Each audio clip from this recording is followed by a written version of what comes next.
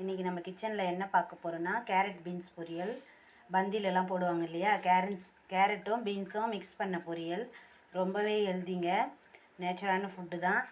கேரட்டும் பீன்ஸும் equal quantity அரிஞ்சு வச்சுக்கோங்க. தாளிக்கிறதுக்கு கடலைப்பருப்பு, உளுத்தம்பருப்பு, பாசிப்பருப்பு, பூண்டு ஒரு 2 பல் தட்டி வச்சுருக்கேன். காரத்துக்கு ஒரே ஒரு பச்சை மிளகாய் வச்சுருக்கேன். கருவேப்பிலை, கொத்தமல்லி, இவ்வளோ தான் தேவையான பொருள். எப்படி தாளிக்கிறதுன்னு இப்போ பார்க்கலாம். ஸ்டவ் ஆன் பண்ணிவிட்டு பேன் வச்சுட்டு கொஞ்சமாக எண்ணெய் விட்டுருங்க. எண்ணெய் சூடேறினதும் கடுகு போட்டுருங்க. பாருங்கள், பூண்டு, கடலைப்பருப்பு, சிறுபருப்பு எல்லாத்தையும் போட்டு நல்லா பொன்னிறமாக வறுத்துக்கோங்க.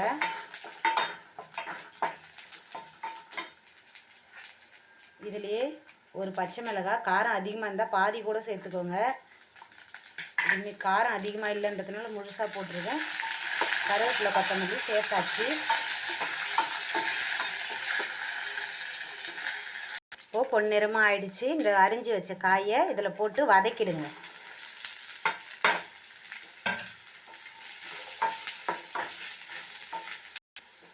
தேவைக்கேற்ப உப்பு சேர்த்துடலாம். கொஞ்சம் போல் மஞ்சள் பொடி. இவ்வளோதான் தேவையான பொருட்கள். கொஞ்சமாக ஒரு 50 ml தண்ணி விட்டு நல்லா வேக வச்சிடலாம். தண்ணி கொஞ்சமாக விட்டுக்கோங்க, நிறைய வேண்டாம். ஏன்னா அந்த ஹீட்லேயே வெந்துடும் இது காய். மூடி வச்சுட்டு ஒரு 2 நிமிஷம் பொறுத்து கிளறி விட்டுருங்க. நல்லா காய் வெந்ததும் 2 நிமிஷத்துக்கு ஒரு டைம் நல்லா கிளறி விட்டு ஒரு 3 டைமு ஒரு 5 மினிட் நல்லா வேக வச்சுருங்க. அப்போ தான் நல்லாயிருக்கும். இப்போது இது நல்லா நான் 2-3 தடவை கிளறி விட்டுட்டேன். இதுலேயே கொஞ்சமாக தேங்காய் துருவல் சேர்த்து கிளறி விட்டுருங்க.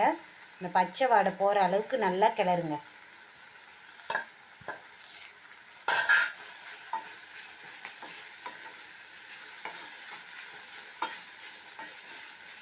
ஒரு 10 செகண்ட் அந்த மாதிரி நல்லா ட்ரை ஆன பேர் தான் தேங்காய் சேர்க்கணும். நீரெல்லாம் வற்றிட்டு நம்ம கொஞ்சம் 1 ஸ்பூன் எண்ணெய் தான் விட்டேன், நீங்கள் பார்த்துருப்பீங்க தாளிக்கும் பொழுது. அந்த எண்ணெயே மறுபடியும் இதில் தண்ணியெல்லாம் வற்றினதும் எண்ணெய் தனியாக பிரிஞ்சு தெரியும் நமக்கு இந்த மாதிரி பொரியல் பண்ணும்பொழுது. அப்போ தான் தேங்காய் சேர்க்கணும். நம்ம தேங்காய் சேர்த்துட்டு நல்லா கிளறி விட்டுட்டு இப்போது இது பரிமாற தயாராகிடுச்சு. பந்திலெலாம் இன்னுமே பொடியாக நறுக்குவாங்க காய்களை. நான் வீட்டில் கொஞ்சம் மீடியமாக தான் காயை பொடியாக நறுக்கியிருக்கேன். ஓகே, கேரட் பீன்ஸ் பொரியல் ரெடி ஆகிடுச்சு. பரிமாறலாம்.